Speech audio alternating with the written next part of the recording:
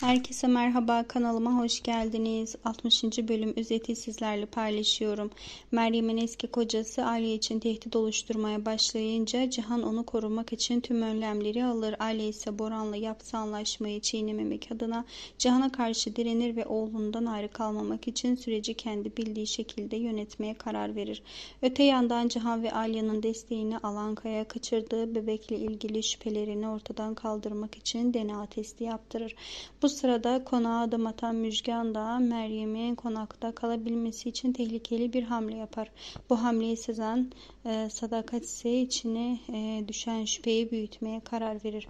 Albora'da tüm bunlar yaşanırken Alya'nın etrafında fark etmediği bir tehlike giderek büyümektedir.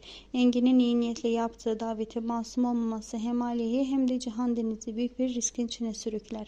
Cihan Alya'yı tehlikeden uzak tutmaya çalışırken kontrolü elinde tutmayı başarabilecek midir?